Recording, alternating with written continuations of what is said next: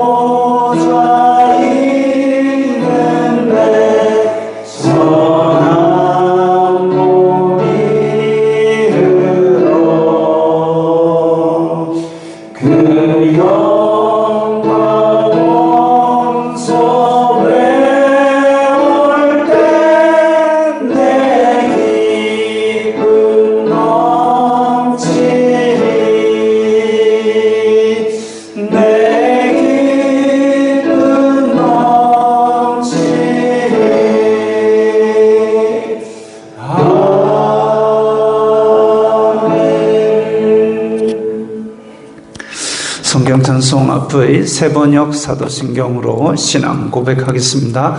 저는 전능하신 아버지 하나님 천지의 창조주를 믿습니다. 저는 그분의 유일하신 아들 우리 주 예수 그리스도를 믿습니다. 그분은 성령으로 잉태되어 동정녀 마리아에게서 나시고 본디오 빌라도에게 고난을 받아 십자가에 못 박혀 죽으시고 장사된 지 사흘 만에 죽은 자 가운데서 다시 살아나셨으며 하늘에 오르시어 전능하신 아버지 하나님 오른편에 앉아 계시다가 거기로부터 살아있는 자와 죽은 자를 심판하러 오십니다. 저는 성령을 믿으며 거룩한 공교회와 성도의 교제와 죄를 용서받는 것과 몸의 부활과 영생을 믿습니다. 아멘. 이 시간에는 일주일 동안 살면서 하나님 뜻대로 살지 않았던 것들을 각자 목소리를 내어 회개하는 기도를 드리겠습니다. 거룩하신 아버지 하나님 감사합니다. 저희들에게 예배할 수 있는 은혜를 주시니 감사합니다. 주여 불쌍히 여겨 주시옵소서. 저희들은 주님입니다. 이 세상 속에 살면서 세상이 주는 육신의 정욕, 안목의 정욕, 이생의 자랑을 따라 살았던 것을 고백하오니 용서하여 주시옵소서. 저희 죄를 고백하면 참 미쁘시고 의로우사 저희를 모든 허물에서 깨끗게 하시리라고 하셨사오니 저희 속에 정직한 영을 새롭게 하시고 주의 용서받은 기쁨을 새롭게 하여 주시옵소서. 저희들의 입술로 마음으로 탐욕과 악독을 바라였던 것들 이 시간에 깨끗게 하여 주시옵소서. 정금같이 나오게 하여 주시옵소서. 예수님 이름으로 기도드리옵나이다. 아멘. 찬송가 28장 하시면서 봉헌하겠습니다.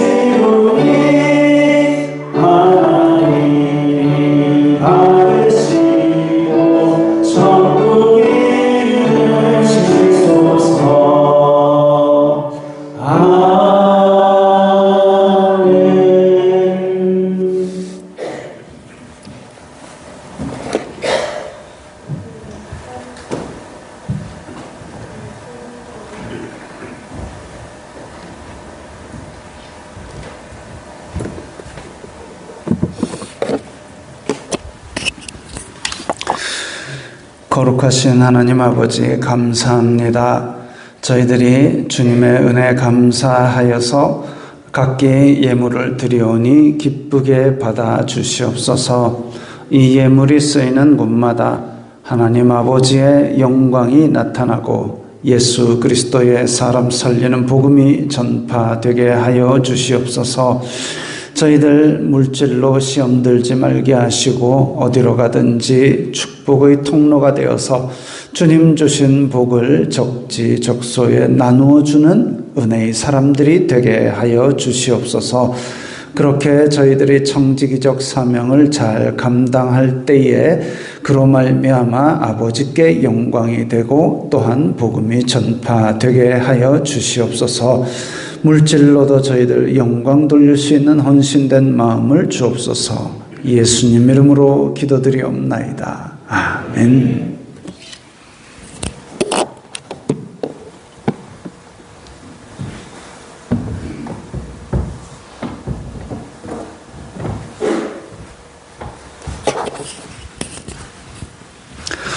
소요리 문답 39번부터 우리 함께 읽겠습니다.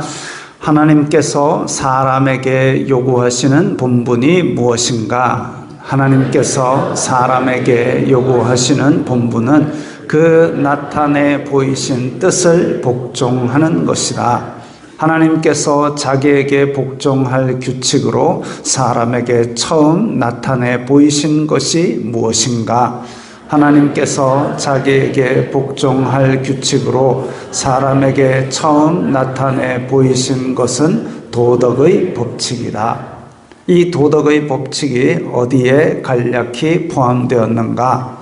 이 도덕의 법칙은 십계명에 간략히 포함되었다. 이제 다음 주는 또 십계명이 들어가야 되는데 찬양 예배라서 그 다음 주로 옮겨집니다. 십계명을 미리 한번 읽어보시는 것이 도움이 될 겁니다. 찬송 십자가의 길 순교자의 삶입니다.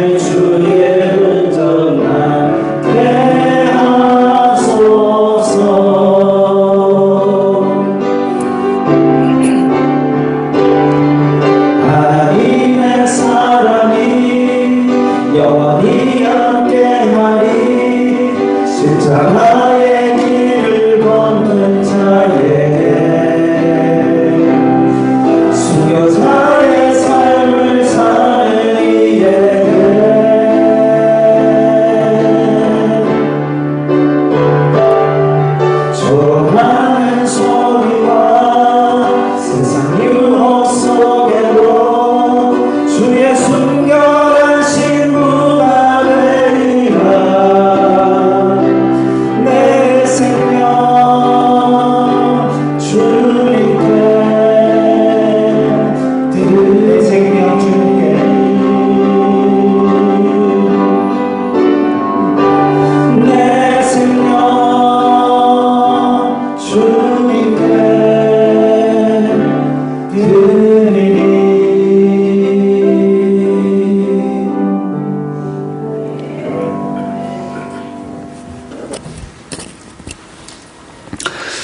거룩하신 하나님 아버지 감사합니다. 크고 놀라우신 하나님, 광대하시고 능력 많으시고 지혜와 사랑이 무궁하신 아버지, 찬송과 예배를 받아 주시옵소서. 만복의 근원이시고 구원의 반석이신 성삼위일체께 존귀와 영광을 드립니다. 예배에 모인 모든 성도들이 집중하고 마음을 모아 전심으로 예배하게 하여 주시옵소서. 아버지, 이 세상은 우리의 마음을 혼란케 하는 소식들이 많습니다. 전쟁의 소식은 우리를 슬프게 합니다. 먹고 살기 어려워졌다고도 합니다. 여러 소식들이 저희들을 불안하게 합니다. 이 모든 일들을 걱정하지 말고 기도하면서 아버지께 맡기고 지금 저희들이 있어야 할 자리에 바로 서게 하여 주시옵소서. 말씀으로 저희 갈 길을 밝히 비추어 주시옵소서. 예수 그리스도의 발자취를 따라가게 하여 주시옵소서. 아버지, 오늘은 종교개혁 기념주일이라고 합니다. 500여 년 전에 교회들이 하나님의 뜻을 많이 벗어나 휘청거릴 때에 성경으로 돌아가자는 개혁을 했던 그 정신을 기념하는 날입니다. 그런데 한국 교회는 큰 집회를 열어놓고 참여하는 쪽과 하지 않는 쪽이 갈라지고 있습니다. 참여할 수도 있고 아니할 수도 있지만 이로 인해 교회가 분열되는 우를 범하지 않게 하여 주시옵소서. 교회를 하나 되게 하시고 교회를 지켜주시는 아버지의 은혜를 잊지 말게 하여 주시옵소서. 아버지, 이 예배에 모인 성도들을 지켜주시사 세상 속에서 예수 그리스도의 편지가 되고 예수 그리스도의 향기를 나타내게 하여 주시옵소서. 가정과 하는 일을 지켜주시옵소서. 어디로 가든지 복의 근원이 되게 하여 주시옵소서. 화평케 하는 자가 되게 하여 주시옵소서. 영육 간의 강건함으로 지켜주시옵소서. 아버지, 내리교회와 연계된 선교사들과 교회들에게도 은혜를 주시옵소서. 내리교회에서 이름도 없이 빛도 없이 수고 봉사하는 손길들에게 복을 주시고 특별히 주일학교 학생들과 교사들에게 은총을 더하여 주시옵소서. 모든 영광 주님 홀로 받아 주시옵소서. 예수님 이름으로 기도드리옵나이다. 아멘.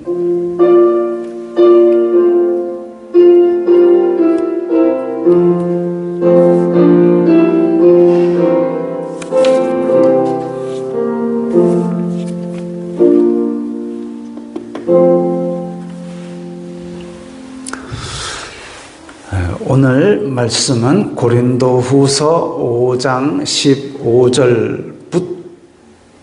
15절부터 뭔가가 빠져 있네요. 신약성경 291면입니다. 고린도후서 5장 15절.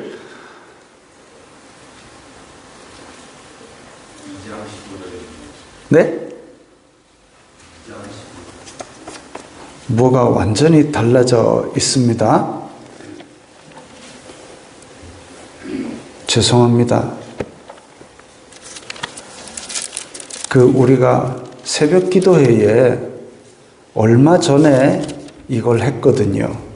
그래서 그리스도의 향기인데 왜 본문이 5장이지? 라고 생각을 했는데 그걸 제가 크로스 체크를 안 하고 2장 12절부터 17절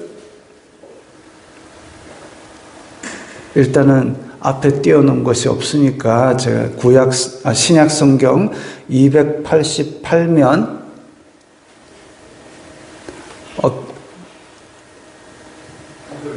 한 절만 15절 한 절만요. 네, 죄송합니다. 제가 이렇게 부실합니다. 2장 15절 한 절만 제가 읽어드리겠습니다. 우리는 구원받는 자들에게나 망하는 자들에게나 하나님 앞에서 그리스도의 향기니. 아멘. 낮은 울타리 교회 강신우 목사님께서 말씀 전해 주시겠습니다.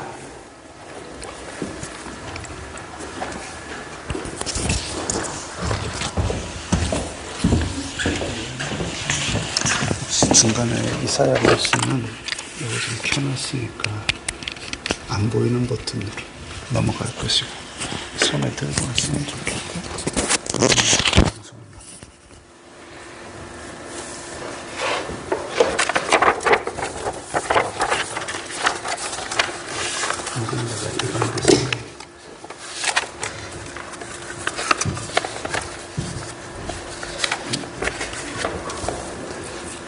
결단 기도까지 하시고. 아니요.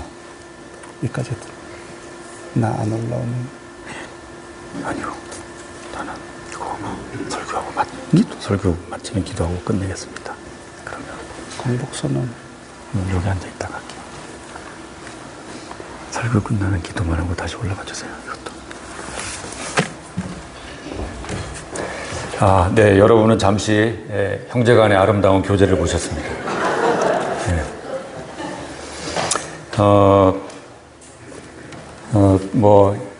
그 이름이나 생김새를 봐서 대충 생각하셨겠지만, 형제지간이고요. 그리고 보기와는 다르게 제가 형입니다. 성경에 많은 선지자들이 있고, 또, 신약에도 사도들이 많이 있는데, 구약 성경에서 횟수적으로 가장 많은 이적을 행한 사람은 모세나 엘리야가 아니라 엘리사로 알려져 있습니다. 큰 기적들은 그분들이 행했지만 횟수로는 가장 많은 기적을 행한 사람은 엘리사로 알려져 있고요. 또 신약에 예수님을 따라다닌 많은 사도들이 있지만 많은 성경을 쓰고 또 많은 교회를 개척한 바울이 또 이제 신약에서는 또 이제 가장 많이 알려져 있기도 하죠. 또 지금 유럽에도 이제 바울을 기념하는 교회가 또 많이 남아 있기도 하는데요.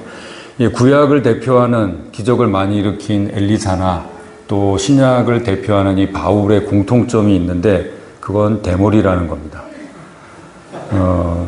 그래서 구약과 신약이 대표적인 소위 우리에게 익숙한 표현으로 하면은 영빨이 있는 사람이 이제 대머리라고 합니다.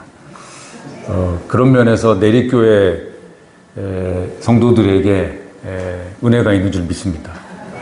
네. 처음 교회를 개척하신 분도 또 지금 이제 이대 담임도 헤어스타일이 엘리사와 바울과 비슷하기 때문에 내립교회는 이렇게 영빨 넘치는 교회다. 이렇게 노예에도 그렇게 알려져 있습니다. 그러나 저는 영빨은 없습니다.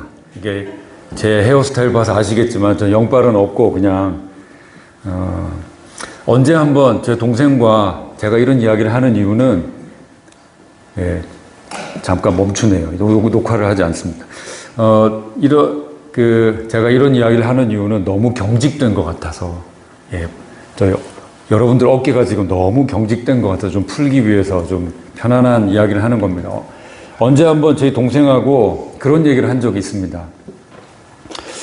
부모님께 우리가 여러 가지 신체 조건을 물려받았는데, 너는 아버지의 좋은 치아와 어머니의 좋은 시력을 물려받고, 나는 어머니의 엉망인 치아와 아버지의 형편없는 시력을 물려받았다. 그러니까 좋은 거는 다 동생 쪽으로 가고, 계속 수선이 필요한 쪽은 이제 제가 물려받았습니다. 첫째인 제가. 물려받았는데, 다만, 이제, 선친의 독특한 헤어스타일을 동생이 물려받고, 저는 이제 물려받지 않고, 저희 집안 남자 중에 이렇게 무성한 사람은 저밖에 없거든요. 이렇게 물려받았는데, 어느 쪽이 더 좋을까? 그랬더니, 동생이 주저앉고 대답했습니다. 머리가 좋다. 네. 그럼에도 불구하고 목사로서 부러운 것은 영성이죠. 많은 사람에게 감화를 줄 수 있는 그런 부분인 것 같습니다. 여러분들이 그런 목사님, 1대 목사님과 또 2대 목사님의 그런 지도를, 신앙 지도를 받고 있다는 것은 이 시대의 은혜인 줄 믿습니다. 지금부터 이제 본격적으로 제가 준비한 설교를 하도록 하겠습니다. 오늘은 언급된 대로 종교개혁주일입니다. 1517년 10월 31일 마지막 날에 당시 교황청에서 하던 면죄부 판매라든가 또 성직, 매관, 매직 이런 여러 가지 일들에 대해서 마르틴 루터라는 사제이고 신학교 교수가 그 비텐베르크 성당의 그 입구에다가 95개조의 반박문을 게시함으로써 이 종교개혁이 시작됐습니다. 그것을 기념하기 위해서 개신교는 10월 마지막 주일, 넷째 주가 될 수도 있고 다섯째 주가 될 수도 있는데요. 10월 마지막 주일을 종교개혁 기념주일로 지킵니다. 오늘은 이제 507주년이 되는데 그날에 내리교회와 또 낮은 울타리 교회가 함께 예배하게 된 것을 기쁘게 생각합니다. 이 종교개혁이라는 것은 당시 원래는 이 교회가 사회의 빛과 소금이 되어야 합니다. 교회 안에서의 빛과 소금은 사실 별로 소용이 없고요. 사회에서, 이 세상에서 빛과 소금이 되어야 합니다. 그런데 오히려 사회의 빛과 소금이 되는 게 아니라 사회가 교회를 걱정하게 된 그 당시 상황에 대해서 깨어있는 사람들이, 하나님의 감동을 입은 사람들이 스스로 교회를 돌아보고, 사회를 개혁하려는 모임이 아닙니다.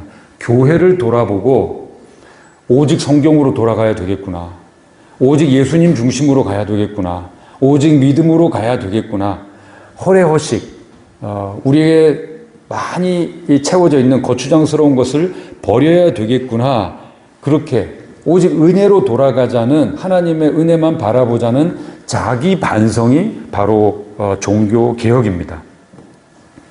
그래서 기독교가 스스로의 세력을 이용해서 세상에 영향을 주려는 것은 그 내용이 아무리 옳을지라도 방법에서 틀렸습니다.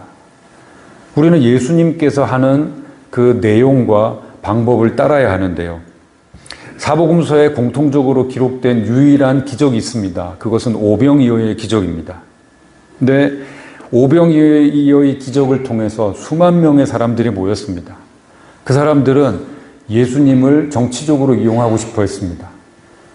그 많은 사람들을 단번에 먹일 수 있는 그 엄청난 능력을 가진 예수님을 왕으로 세우고 싶어 했죠. 그런데 예수님은 그들이, 그 많은 사람들이 몰려들어서 예수님을 왕으로 옹립하려고 했을 때에 예수님은 오히려 그들을 떠나셨습니다. 나는 이제 십자가를 질 것이다 라고 그들에게 정말 그들의 입장에서는 재수 없는 이야기를 하면서, 실망스러운 이야기를 하면서 예수님은 그들을 떠나셨습니다. 이것이 바로 예수님께서 보여주신 모범이고, 그리고 예수님이 왜 그러셨는가 하는 것을 우리는 오늘날 되새기면서 어떻게 사회에 긍정적인 영향을 줄 것인가를 고민해야 합니다. 그래서 저는 오늘 이 말씀 제목을 그리스도의 향기라고 했습니다. 사도 바울은 본문에서 성도의 존재와 삶이 어때야 하는가 하는 것을 표현했습니다.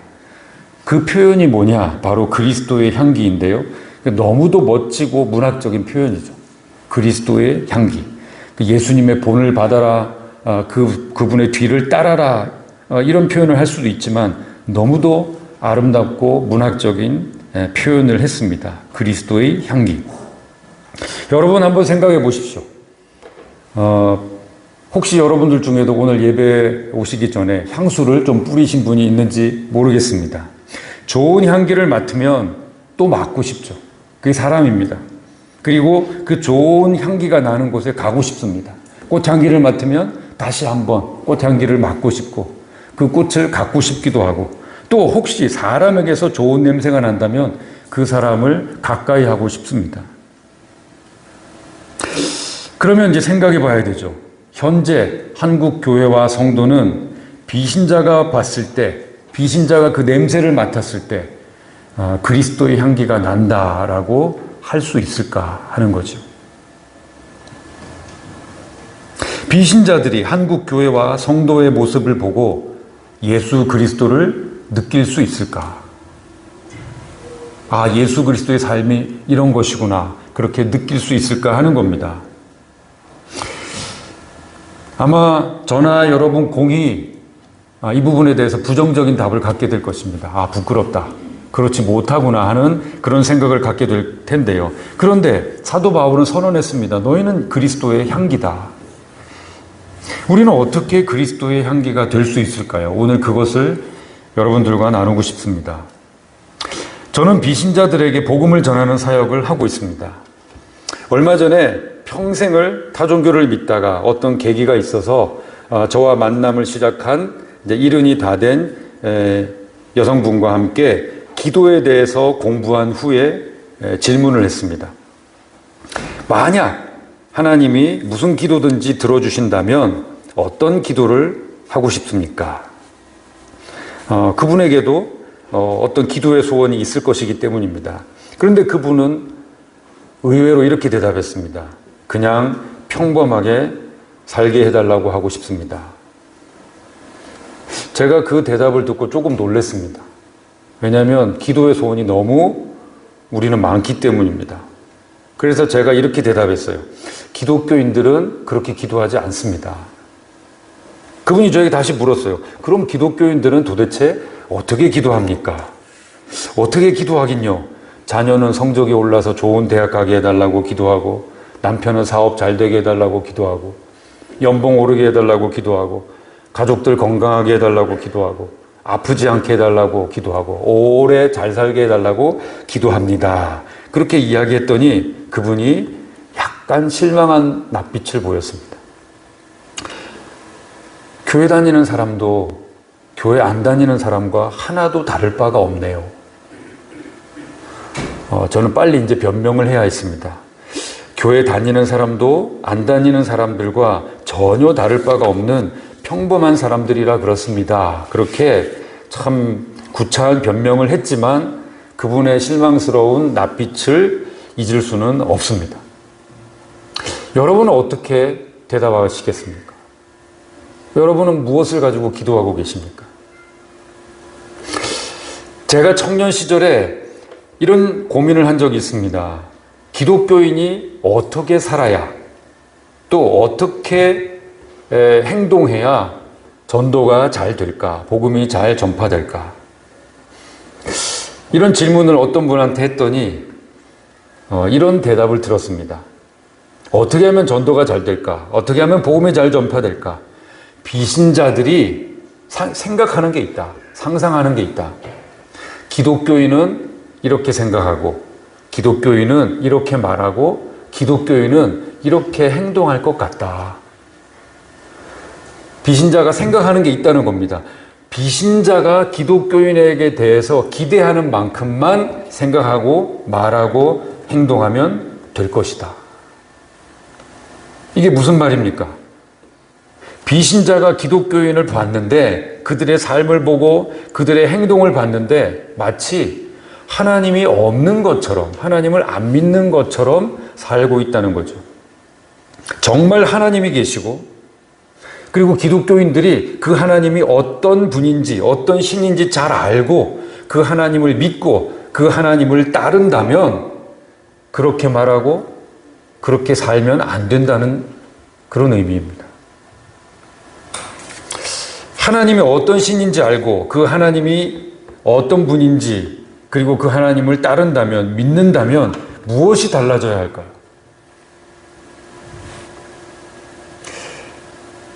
기독교인과 비기독교인의 가장 큰 차이가 바로 이제 하나님을 믿느냐 안 믿느냐인데, 그냥 하나님을 믿느냐 안 믿느냐 정도가 아닙니다.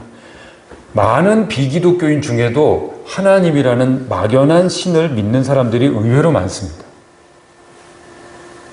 근데 기독교인이 믿는 하나님은 좀 특별한 부분이 있죠. 그 중에 하나가 뭐냐면 바로 창조의 하나님입니다.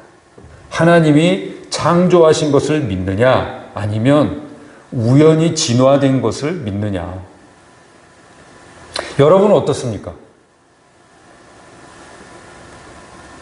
여러분은 창조의 하나님을 믿으십니까? 네, 분명히 창조의 하나님을 믿습니다.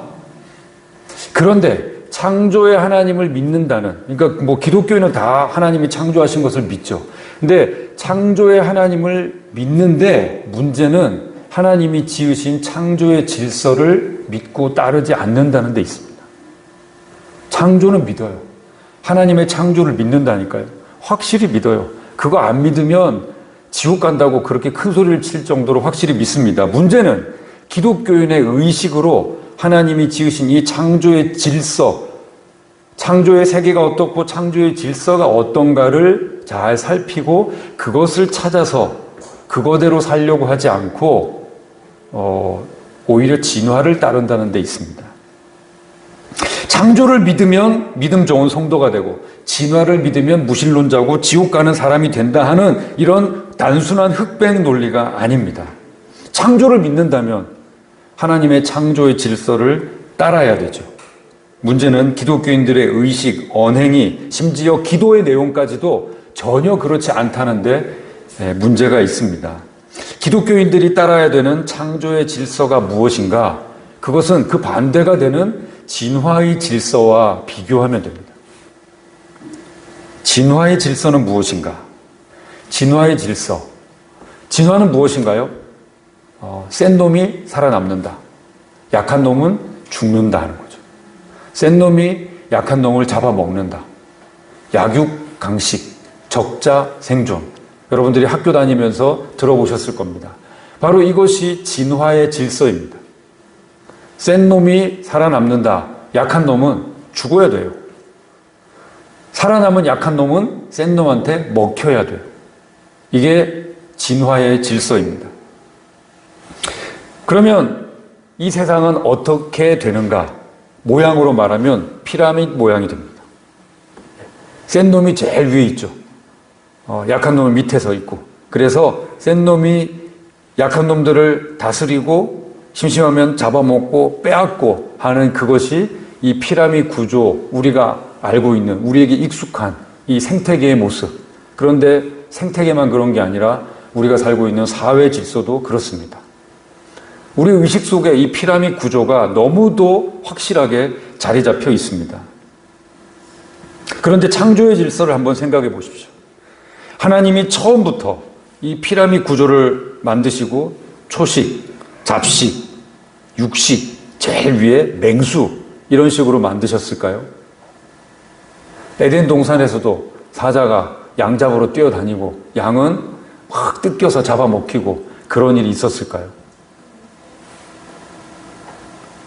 그렇지 않습니다. 성경을 보면 하나님이 식물이든 동물이든 다 종류대로 만드셨다고 그랬습니다. 종류대로. 그리고 그것을 보고 좋아하셨다고 했어요. 아름답게 여기셨습니다. 종류대로 다양한 종류가 있는 그 환경을 보면서 하나님이 참 좋구나 그렇게 말씀하셨다고 나와 있습니다. 그런데 이 세상에는 멸종되는 식물들도 있고 멸종되는 동물들도 있고 심지어 멸종되는 종족, 사람도 있었습니다. 왜? 이 피라미드 구조로 살았기 때문에. 그리고 이 피라미드 구조를 온 세상에 적용시킨 그 사람들이 누구냐면 하나님을 믿었던 제국주의자들이 그렇게 했습니다.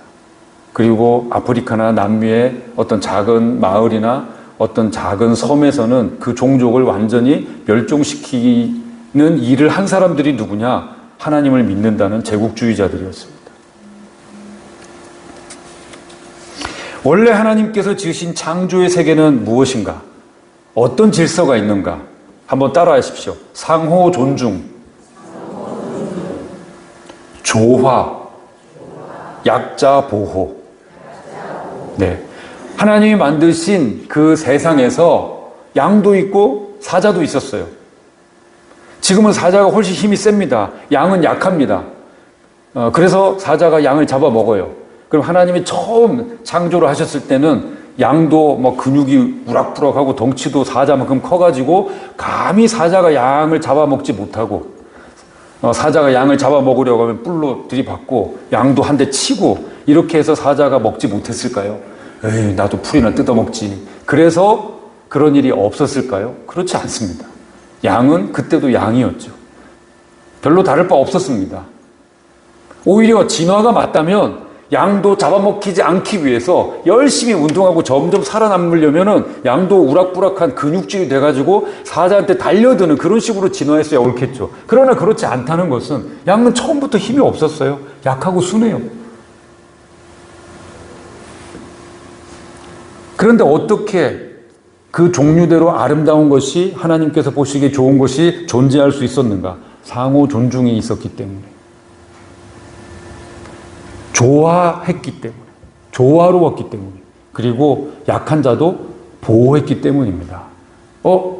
저놈 약하네? 그러면은 때려야지. 뺏어야지. 잡아먹어야지가 아니라 약하구나. 보호해줘야지. 그런 의식이 있었다는 겁니다. 여러분, 이 질서가 그대로 드러난 게 뭐냐면 고린도전서 12장부터 14장에 나오는 그 교회의 모습에 나와 있습니다. 너희 중에 약한 자도 있다. 하나님의 은사를 말하면서 이것을 언급하고 있습니다. 너희 중에는 우리는 다 강하고 싶고 잘 나가고 싶고 이것을 기도합니다. 그런데 하나님의 어떤 자는 교회 중에 약하게 두신 자가 있다 그랬습니다. 그것이 한 사람일 때도 있고 계속 그 사람이 약한 역할을 감당할 때도 있고 돌아가면서 약한 역할을 감당할 때도 있다고 했습니다. 근데 왜 그런가? 다른 지체가 그 약자를 떠밀어내는 것이 아니라 니는 약해서 안 되겠다 그러고 떠밀어내는 것이 아니라 오히려 그 약한 자를 보호한다. 우리 육체도 우리의 속에 있는 그 약한 장기를 보호하기 위해서 애쓰지 않느냐? 교회는 그런 곳이다. 그렇게 이야기하고 있습니다. 이것이 바로 창조의 질서죠. 우리가 생각할 때 창조의 질서는 전부 그냥 평등, 전부 힘이, 전투력이 다 100이야. 가득한 100만 남아있을 것 같은데 그렇지 않고요. 다양한 그런 힘, 에너지가 있는데 그것이 누구에게 우월감을 주거나 열등감의 요소가 아니라는 겁니다. 왜? 존중받으니까. 보호해주니까. 그것을 놓고 우월감을 가질 필요나 열등감을 느낄 필요가 없는 거예요. 이것이 바로 에덴 동산의 창조의 질서였습니다. 그러나 인간의 타락으로 말씀드린 대로 생물 구조도 그렇고 사회 구조도 그렇고 다 피라미드 구조가 되어버리고 말았습니다. 이제 보름 정도 뒤에 수능 시험이 있습니다. 난리죠. 교육도 많은 학생들이 이 사회를 잘 살아가기 위한 그런 교육을 시키는 게 아닙니다. 이 교육을 통해서 무엇이 남습니까? 공부 잘하는 애들만 나와요. 한 10% 되는 공부 잘하는 애들만 살아남고 7, 80%는 아예 학창생활을 하면서 공부를 포기해버리고 지금 이것이 한국 교육의 현실입니다. 그리고 기독교인이 한몫하죠. 수능 기도회에서 도대체 뭘 기도하는지 모르겠습니다. 학교를 서열화해요. 직장을 서열화하고 사람을 서열화하고 이것은 진화론적 사고방식입니다. 교회에서도 서리집사, 안수집사, 장로 이렇게 이거 서열화 시키는 것 역시 진화론적 사고방식입니다. 하는 일이 다를 뿐이에요. 목사는 목회 성경을 가르치는 사람, 장로는 성도들을 영적으로 돌아보는 사람, 집사는 그 여러 가지 일을 구체적으로 하는 사람, 이렇게 다른 일을 하는 사람일 뿐이지 집사 위에 장로 있고 장로 위에 목사 있고 그런 거 아닙니다. 그렇다면 여러분들이 다 목사가 되기 위해 애를 써야 되는데 그건 또 아니잖아요. 이런 진화론적 사고방식이 가득한 이 세상에 대해서 그거 아니다 라고 말씀하신 분이 누군가? 바로 하나님이세요. 하나님이 바로 이 세상의 최초의 프로테스탄트, 저항자이십니다. 나는 이런 세상을 만들었는데 왜 니네는 이렇게 만들고 이것을 공고화시키고 있는가? 나 그거 싫다. 그렇게 저항하면서 말씀하신 분이 저항자, 프로테스탄트가 저항한다는 뜻입니다. 저항자, 바로 하나님이세요. 그리고 하나님이 말씀하셨습니다. 메시아, 구원자가 다스리는, 하나님이 다스리는 나라가 되면은 어떤 일이 일어나는가? 그것이 바로 이제 이사야 11장에 나오는데요. 이사야 11장을 보겠습니다.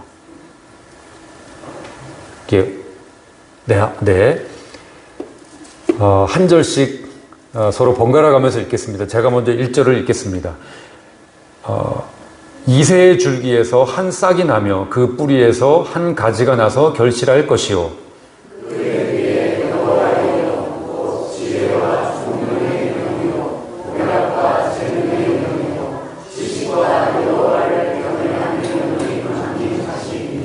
그가 여호와를 경외함으로 즐거움을 삼을 것이며 그의 눈에 보이는 대로 심판하지 아니하며 그의 귀에 들리는 대로 판단하지 아니하며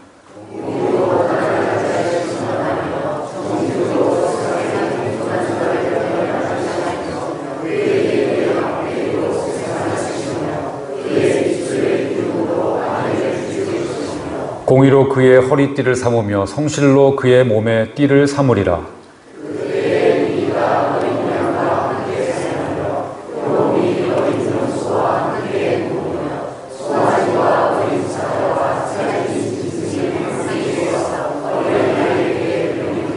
암소와 곰이 함께 먹으며 그것들의 새끼가 함께 엎드리며 사자가 소처럼 풀을 먹을 것이며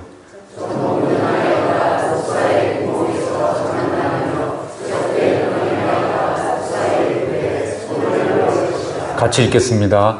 내 거룩한 산 모든 곳에서 해됨도 없고 상함도 없을 것이니 이는 물이 바다를 덮음같이 여호와를 아는 지식이 세상에 충만할 것임이니라. 아멘. 자, 하나만 앞으로 가볼까요? 네. 이 구절들에 보면은 우리가 노래도 하는 사자들이 어린 양과 뛰놀고 하는 그 배경이 되는 그 구절들이 여기 나와 있습니다. 그러니까 메시아가 하나님이 다스리는 구원자가 다스리는 그 나라가 되면은 이런 일이 벌어질 거다 그랬는데 뭐 사람들이 풍성하게 먹고 산다는 이야기가 아니고 그냥 저런 내용들을 적어놨습니다. 이게 무슨 타잔이 사는 세상도 아니고 에버랜드 동물원도 아닙니다. 그런데 왜 저런 식으로 표현했을까? 정말 천국에 가면 예수님이 다스리는 나라가 되면 그냥 사자하고 양하고 염소하고 암소하고 곰이 그냥 이렇게 같이 어울리면서 사는 동물원 세상이 된다. 그건 아닙니다. 이건 중요한 의미를 담고 있습니다. 무엇인가 사자 같은 계급, 귀족, 왕족, 장군 이런 사람들이죠. 이런 사람들이 양 같은 계급, 노예, 천민, 하층민 이런 사람들과 막힘없이 함께 한자리에서 어울린다 하는 그런 의미입니다. 우리가 이것을 보면서 천국에 가면은 아기가 기어가지고 독사굴에 손을 넣고 여러분 천국에 아기가 기어다니는 아기가 있을까요? 여러분은 아기로 천국에 갈 것으로 생각 안 하니까 그러셨던 모양인데 만약에 아기가 죽어서 아기로 천국에 가서 영원토록 아기로만 기어다니면서 살아야 된다고 생각해 보십시오. 그게 천국일까요? 전 지옥 같습니다. 저기는 젖먹는 아기, 그냥 우리가 생각하는 그냥 기어다니는 아기를 이야기하는 것이 아니라 정말 아기같이 어리고 약한, 지식 없는 그런 사람들. 그리고 정말 사자같이, 곰같이 강력한 세력을 가진 그런 사람들. 그들이 하나님 안에서, 예수님 앞에서 차별 없이 온전히 하나가 되고 마음에 거리낌이 없고 우월감과 열등감이 없는 그런 세상을 살게 될 것이다. 그런 세상이 바로 메시아 세상이다. 그렇게 말씀하고 있는 겁니다. 이것이 바로 창조 질서의 회복이죠. 상호 존중, 조화, 약자 보호. 이것을 예수님이 가시화하셨습니다. 너희가 이걸 미리 누려볼 수 있다. 그렇게 해서 만들어주신 게 뭐냐? 바로 성찬식입니다. 초대교회 성찬식의 특징이 뭔가? 우리는 성찬식을 할 때 예수님의 피, 예수님의 몸, 십자가, 처참한 예수님의 모습을 상상하는데 사실은 이것이 그때 로마 당시에 아주 강력한 사회적 메시지였습니다. 무엇인가? 이렇게 피라미드 구조를 기반으로 하고 있는 그 로마 제국에서 노예와 주인이, 상종과 하인이 그냥 겸상을 하는 거예요. 주인이 밥을 먹으면, 귀족이 밥을 먹으면 옆에서 노예는 시중 들고 그들이 떠나고 나면 남은 음식을 먹는 게 그들의 예법이었습니다. 그것으로 그 사회가 유지를 하고 있는데 이제는 없어요. 다 야자 타임이에요. 니네들이에요. 그냥 너와 내가 똑같다. 하나님 앞에서. 그래서 전부 앉아가지고 같이 한 상에서 먹고 마시는 일이 벌어집니다. 우리나라도 유교 500년 역사가 있습니다. 반상이 함께 할 수 없습니다. 겸상을 할 수 없어요. 그런데 성찬식은 그것을 가능하게 만들었습니다. 이것이 바로 하나님의 나라다. 하나님 앞에서 누구든 차별 없이 함께 먹고 마시는 것. 심지어 그 자리에 예수님도 함께 있었습니다. 하나님도 한 자리 차지하고 앉아서 그들과 함께. 이것이 바로 요한복음에서 예수님 말씀하신 내용이에요. 하나님이 내 안에, 내가 하나님 안에.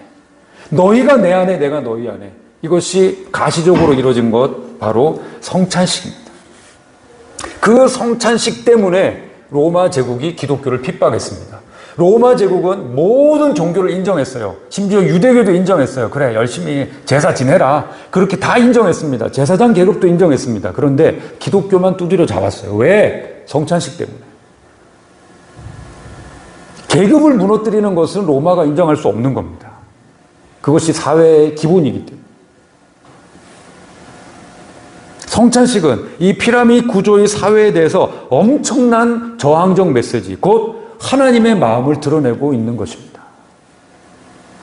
그런데 예수님을 믿는다는 사람들의 기도가 이사야 11장에 나오는 메시아 왕국이 이루어지게 해달라는, 지금 여기 나오죠? 지금 이사야 11장에 나오는 이런 모습. 하나님, 이런 사회가 되게 해주십시오.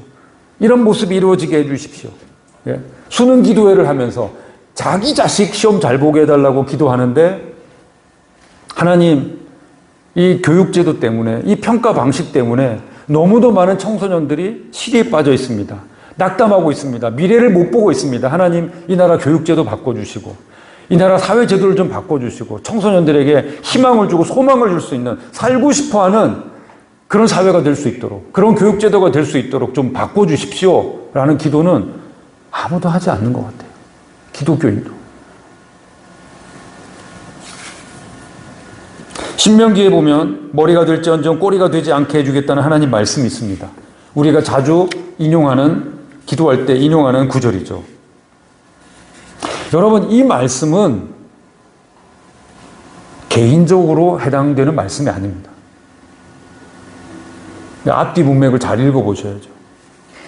이스라엘은 수백 년간 이집트에서 노예로 살았습니다. 그 이스라엘 백성을 높여주시겠다는 거예요. 가나안 땅에 들어갔을 때 모두가 다 머리가 될지언정 꼬리가 되지 않았습니까? 아니죠. 누구는 왕이 되고 누구는 신하가 되고 누구는 노예가 됐어요. 누구는 종이 됐습니다. 이 말씀은 여러 민족들이 있는 가운데서 노예 생활을 수백 년 했던 이 이스라엘 민족을 다른 민족들처럼 오히려 그 위에 우러러보는 민족으로, 왜? 사람들이 우러러봐야 제사장 역할을 할 수 있으니까, 하나님의 덕을 그들에게 전할 수 있으니까, 그렇게 해서 너희를 그렇게 높여주는 이유는 너희가 제사장 나라가 돼서 이 하나님의 덕을 널리 전파하게 하기 위함이다. 출애굽기 19장 5절 6절에 나와 있습니다.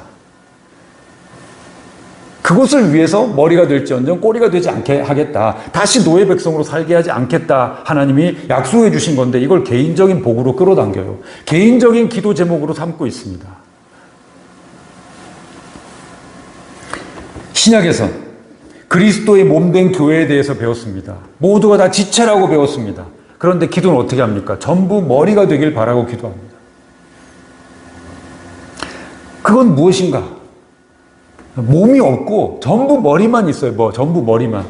뭔가요? 괴물입니다. 괴물. 사회가 교회를 보기에 아름답다라고 할 수 없는 괴물을 우리 스스로가 요구하는 거예요. 하나님, 나 머리가 전부 머리가 될지언정 꼬리가 되지 않게 해주시고 기도하니, 그래, 내 뜻은 아니지만 니네들이 그렇게 원하니 머리가 되게 해줄게. 그래서 머리를 만들어 놨더니 사회가 기겁을 하는 거예요. 아, 괴물이다. 저런 이기적인 존재들이 있는 거예요. 우리의 기도에 창조의 질서가 보이지 않습니다.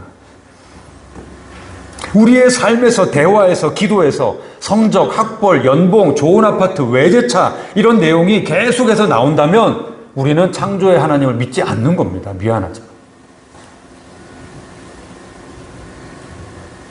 왜냐하면 그 모습에서 비신자들은 그리스도의 향기를 느끼지 못할 것이기 때문입니다.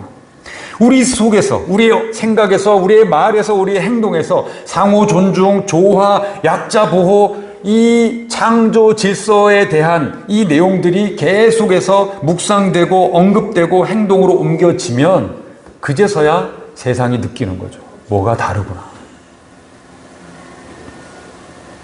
그때 비신자들이 여러분에게 질문하는 겁니다.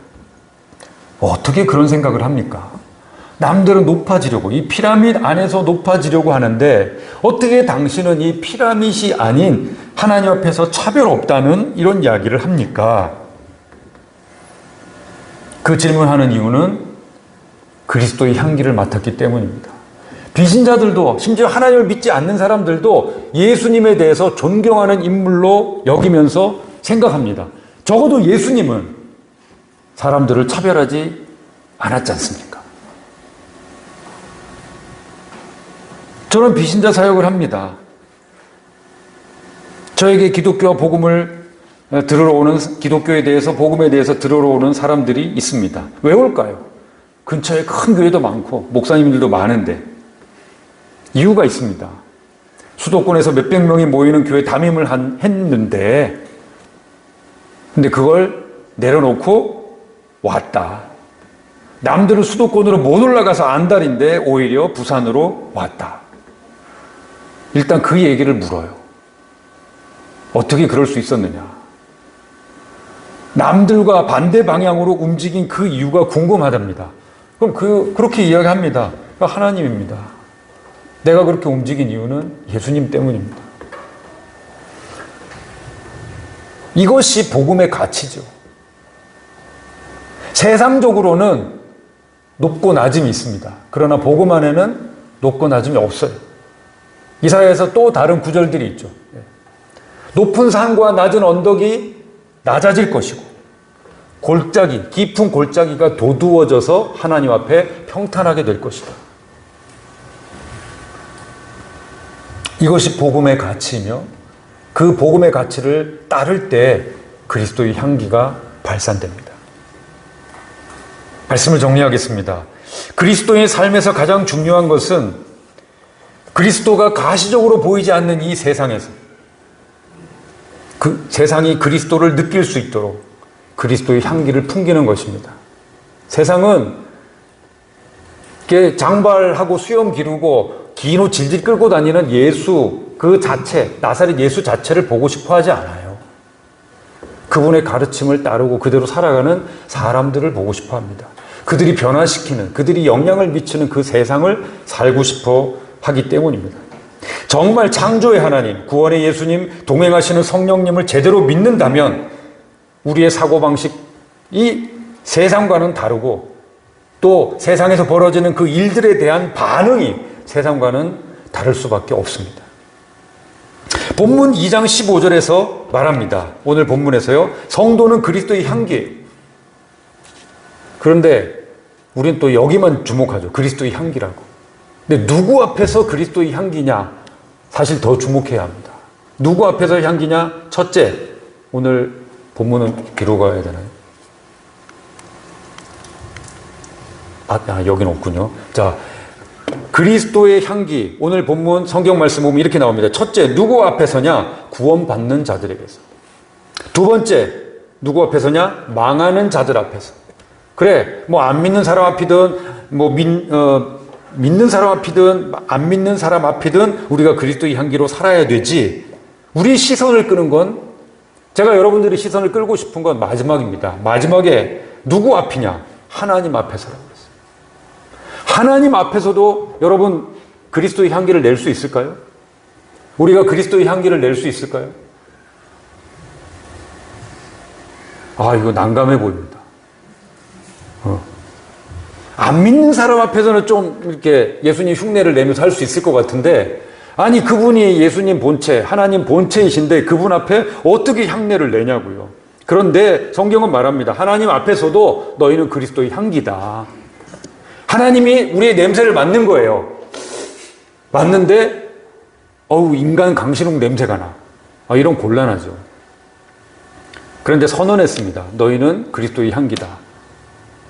이 일이 도대체 어떻게 이루어질 수 있을까? 우리는 그리스도의 향기를 내야 된다 그러면 어떻게 생각하는가? 아주 인간적인 방법으로 생각합니다. 그리고 다분히 기독교가 종교적으로 그렇게 해왔습니다. 그리스도의 향기를 내는 거 어떻게 하는 거야? 좋았어. 예수님이 어떻게 살았어? 예수님이 어떻게 행동했어? 어떻게 말했어? 생각했어? 좋아. 그걸 딸딸딸딸 외워요. 그리고 그걸 하는 연습을 하는 거예요. 여러분, 이건 그리스도의 향기 내는 거 아닙니다. 까마귀가 여러 가지 깃털 꽂는 그 이솝우화 나오는 이야기와 똑같은 거예요. 성경은 우리에게 어떻게 너희가 그리스도의 향기가 되고 그리스도의 향기를 심지어 하나님 앞에서도 발할 수 있는가를 명확하게 이야기해주고 있습니다. 무엇인가? 그리스도의 신부가 되어 예수님을 사랑하는 겁니다. 다른 사람의 집에 가면요, 제가 신방을 하든지 이렇게 해서 다른 집을 방문하면 그 집에 독특한 냄새가 납니다. 그 집에 독특한 향이 있어요. 집집마다. 사람에게도 그런 향이 있습니다. 향수 뭐 이런 거 아니에요. 딱 옆에 가면 그 사람의 독특한 향내가 기본적으로 있습니다. 사람과 사람 사이에도 있어요. 이성 간에도 있습니다. 그 향이 매력적으로 느껴지면 결혼을 하게 되죠. 그런데 어느 순간 그 두 사람이 깊이 사랑하고 부부가 되고 온전히 하나가 되면 서로의 향이 없어집니다. 뭐 조금 아쉬운 거는 이제 매력이 떨어지는 건 있죠. 매력이 떨어지는 건 있지만 향이 없어진다는 건 이건 온전히 하나가 되었다는 의미입니다. 전에 당신에게서 났던 냄새가 안 나요. 매력이 없네요가 아니고 이제 우리는 정말 하나가 되었다 하는 의미입니다. 여러분, 우리가 어떻게 그리스도의 향기를 발할 수 있을까요? 악을 써서가 아니고요. 예수님을 온전히 사랑하는 겁니다. 우리의 신랑 되신 예수님을 신부로서 온전히 사랑할 때, 그래서 그분과 하나가 될 때 우리는 절로 그리스도의 향내를 냅니다. 이게 어느 정도 수준이냐? 하나님이 우리 냄새를 맡아요. 하나님 앞에서 우리가 서 있을 때 하나님이 우리에게 와서 향을 맡는데 예수 냄새가 나네? 이런 일이 벌어집니다. 왜? 내가 주님을 사랑하기 때문에. 여전히 연약합니다. 여전히 부족합니다. 그런데 무엇 때문에? 예수님을 사랑하기 때문에. 예수님을 신랑으로 모시고 사랑하고 하나가 되었기 때문에. 그래서 아까 설교 전에 한 찬양에서도 그것을 언급했던 것입니다. 십자가의 그 사랑. 그 사랑으로 인해서 우리가 그분을 사랑하게 되었고, 그 사랑을 알고 그분을 우리도 열심히 사랑하게 될 때 우리가 하나님 앞에서도 감히 그리스도의 향기가 될 수 있다고 성경은 말하고 있습니다. 복잡하고 다양한 현대를 살아가면서 누군가는 이렇게 살아가는 우리를 향해서 그냥 이 구조에 순응하고 살지 왜 이 난리야? 왜 이걸 바꾸려고 해? 참 별나게도 믿네 할 것입니다. 왜 우리가 별나게 믿어야 할까요? 우리의 사랑이신 예수님이 별나기 때문입니다. 예수님이 가만히 계시지 않았어요. 이 구조에 대해서 나 그거 아니야. 나 그거 불쾌해. 원래 사자하고 양이 같이 어울리는 세상을 내가 만들었는데 왜 니네가 피라미드 만들었어? 이거 엎어. 그리고 그게 그렇게 싫다고 로마 제국이 이야기하는데 우리 같이 밥 먹자라고 한 것입니다. 죄인들하고 밥 먹자 한 것입니다. 성전에 절대 들어갈 수 없는 혐오 대상인 그 죄인들하고 예수님은 밥 먹어주신 겁니다. 왜? 예수님은 그들과도 하나가 되고 싶어 했기 때문에. 이것이 복음이죠. 이것이 종교개혁 주일에 우리가 되새겨야 될 아주 중요한 성경 말씀의 신구약을 통괄하는 하나의 메시지인 것입니다. 이 일을 가지고, 이 가치를 가지고, 이 복음을 가지고 살아갈 때 세상은 조롱합니다. 별나게 산다. 심지어 같은 기독교인도 조롱합니다. 소위 예수님을 잘 믿어서 피라미드 꼭대기에 올라갔다는 사람들이 조롱합니다. 저 못 올라오니까 저기서 이걸 좀 바꿔보자 이런 식으로 이야기하지라고 조롱합니다. 세상은 유혹합니다. 진화론적 사고방식에 유혹이 있습니다. 왜? 우리는 육신을 갖고 있으니까 우리도 저 높은 곳에 올라가고 싶거든요. 하지만 주님의 순결한 신부로 살아가는 저와 여러분이 되길 바랍니다. 자랑스럽게 우리의 신랑 되신 예수님, 다시 오실 예수님을 전하는 저와 여러분이 되기를 이 종교개혁 주일 정말 뜨거운 마음으로 여러분들과 함께 이 복음의 가치를 나누고 싶었습니다. 기도하겠습니다. 하나님, 어쩌면 예수님이 최초의 종교개혁자였고 최초의 프로테스탄트였으며 하나님께서 세우신 이 창조의 질서를 회복하고자 가장 애쓰셨던 분인 것 같습니다. 하나님, 종교개혁 주일 이 복음의 메시지를 다시 되새겨 봅니다.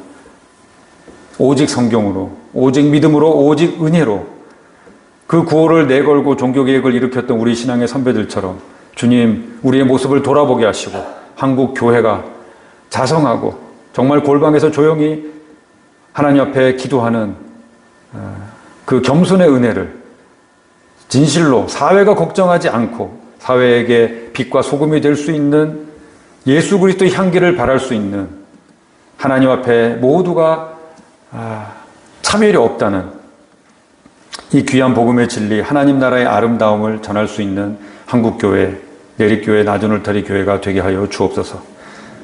우리가 이렇게 살아갈 때 여러 가지 유혹과 어려움이 있을 줄 믿습니다. 그래서 많은 사람들이 이렇게 못 살고 있습니다. 그럼에도 불구하고 순결한 신부가 되기 위해 이 삶을 추구하는 저희들 되게 하여 주옵소서. 예수님처럼 먼저 그 삶을 살아주신 우리의 신랑 되신 예수님 이름으로 기도합니다. 아멘.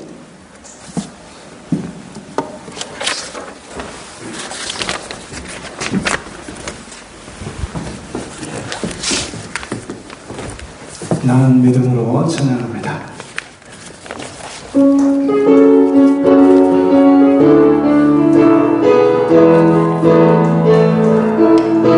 나는 믿음으로 주 얼굴 보리니 아침에 깰 때에 주 영상에 만족하니 나 주님 닮기 원하네. 믿음으로 주 얼굴 보리라.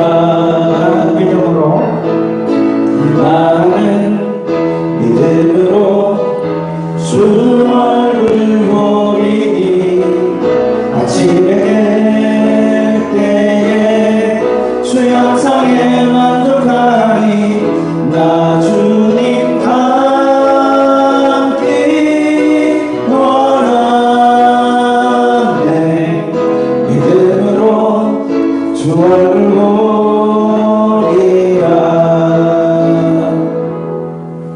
강복선언 강신욱 목사님 해주시겠습니다.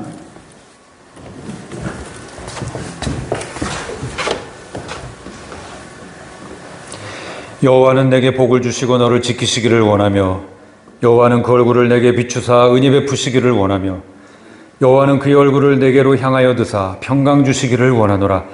이제는 우리 구주 예수 그리스도의 은혜와 하나님의 사랑과 성령의 교통하심이 종교개혁 기념주일을 맞아 예수 그리스도의 그 복음의 가치를 다시 우리 안에서 되새기고 예수님의 순결한 신부로서 그리스도의 향기를 바래 심지어 하나님 앞에서도 그리스도의 향기로 발견되기를 원하는 내립교회 성도들과 나주울타리 교회의 성도들, 우리의 가정과 우리의 다음 세대, 그리고 우리가 살아갈 우리의 날들 위해 늘 함께 하시기를 간절히 축원하옵나이다.